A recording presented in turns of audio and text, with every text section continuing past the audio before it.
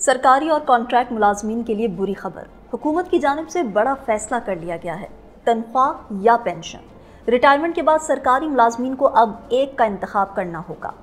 Retirement मुलाजमीन को अच्छी खबर मिल गई। EOBI पेंशन में इजाफे का फैसला।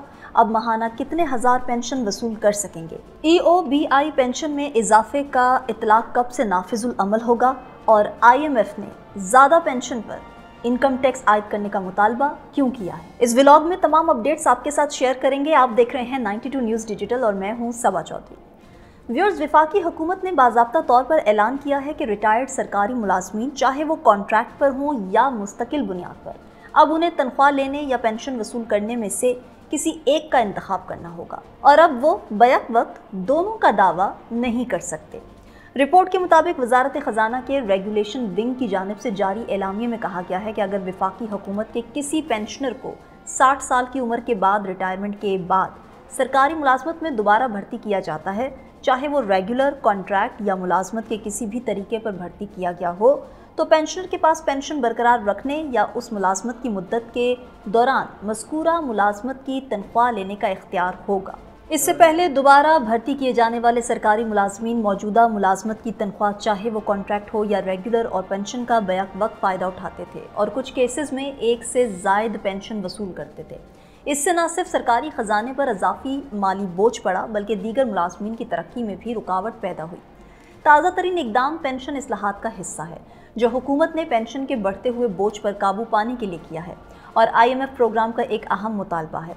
इस इक़दाम का ऐलान इब्तदाई तौर पर 2022-23 के बजट में उस वक्त के वज़ीर ख़जाना इसहाक डार ने किया था, लेकिन इस पर उस वक्त तक अमल दरामद नहीं हो सका जब तक कि वज़ीर ख़जाना मोहम्मद औरंगज़ेब ने गुज़िश्ता साल के बजट में IMF के नए प्रोग्राम पर दस्तखत से कबल इस फैसले का दोबारा ऐलान नहीं किया।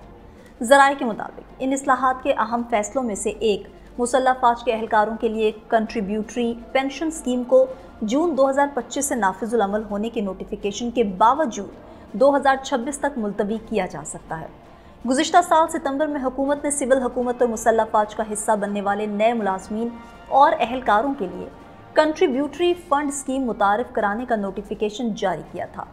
वजारत ख़जाना ने गुज़िश्ता साल एक नोटिफिकेशन में कहा था कि कंट्रीब्यूटरी फ़ंड में वफाकी हुकूमत के मुलाजमीन अपनी बुनियादी तनख्वाह का 10% हिस्सा डालेंगे, जबकि हुकूमत मुलाजमीन की बुनियादी तनख्वाह का 20% हिस्सा डालेगी। 3 सितंबर 2024 के नोटिफिकेशन के मुताबिक इस स्कीम का इतलाक 1 जुलाई 2024 के बाद भर्ती होने वाले सरकारी मुलाजमीन और 1 जुलाई 2025 के बाद तैनात होने वाले मुसल्लह फ़ौज के एहलकारों पर होगा।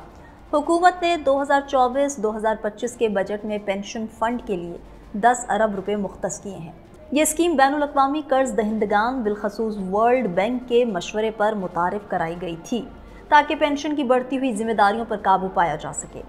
नई स्कीम का इतलाक मौजूदा मुलाजमीन पर नहीं होगा। हुकूमत का मानना है कि कंट्रीब्यूशन पेंशन फ़ंड मुस्तकबिल के बजट में पेंशन वाजिबात में इजाफे को सुस्त कर देगा।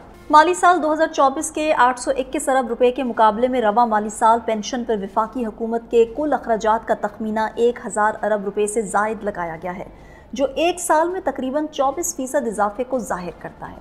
इसमें रवा माली साल के दौरान मुसल्लह फ़ौज के पेंशन वाजिबात 563 अरब रुपए से बढ़कर 662 अरब रुपए तक पहुंच गए हैं, जो तकरीबन 18% इजाफे को जाहिर करते हैं।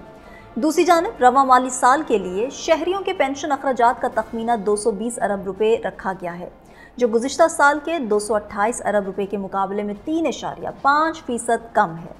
इसी तरह इस साल जनवरी में हुकूमत ने मज़ीद पेंशन इस्लाहात का नोटिफिकेशन जारी किया है, जिसमें मुतअद्दिद पेंशन को ख़त्म करना और मुस्तकबिल में पेंशन के काबिल फ़वाइद के अदाद-ओ-शुमार को रिटायरमेंट से पहले हासिल होने वाली आखिरी तनख्वाह के बजाय गुज़िश्ता 24 माह की तनख्वाहों की औसत पर मुंतकिल करना शामिल है। अगर कोई शख्स एक से ज़्यादा पेंशन का हकदार बन जाता है तो ऐसा शख्स सिर्फ एक पेंशन का इंतखाब करने का मजाज होगा। ये इस शिक के ताबे था जब एक वफाकी सरकारी मुलाजिम पेंशन का हकदार बन जाता है तो ऐसा वफाकी सरकारी मुलाजिम इस तरह की दूसरी पेंशन हासिल करने का अहल नहीं होगा। ताहम कुछ हल्के अब भी दोबारा मुलाजमत के लिए तनख्वाह और एक पेंशन के लिए जोर दे रहे हैं। Employees old age benefits institution EOBI ने कम अज़ कम पेंशन में इजाफा कर दिया। वफाकी वज़ीर ओवरसीज़ पाकिस्तानी सालिक हुसैन की ज़ेर सदारत इजलास हुआ, जिसमें EOBI की 3 तिमाहियों की कारकर्दगी पर ब्रीफिंग दी गई। ब्रीफिंग में बताया गया कि EOBI ने 2024-2025 में 116 अरब रुपए की आमदन हासिल की है। EOBI की आमदन में 40% इजाफा हुआ। ब्रीफिंग में बताया गया कि EOBI ने कम अज़ कम पेंशन 10,000 से बढ़ाकर 11,500 कर दी। 10,000 से ज़ायद पेंशन में 15% इजाफा हुआ है, जिसका इतलाक़ 1 जनवरी 2025 से होगा। पेंशन में इजाफे का बाकायदा ऐलान 1 मई को यौम मज़दूर पर किया गया है। ब्रीफिंग में मज़ीद बताया गया है कि 10 से कम मुलाजमीन वाले इदारों को EOBI कानून में शामिल करने की तजवीज़ है। ज़रई, घरेलू, मालियाती और कानूनी इदारे भी कवरेज में लाने का फैसला किया गया है। आइंदा माली साल के बजट में ज़्यादा पेंशन पर मामूली इनकम टैक्स लगाने की तैयारियां भी शुरू कर दी गई हैं। ज़राए के मुताबिक IMF ने ज़्यादा पेंशन पर इनकम टैक्स आयद करने का मुतालबा कर दिया है। IMF ने माहाना 4 लाख रुपए से ज़ायद की पेंशन पर मामूली इनकम टैक्स लगाने का मुतालबा किया है।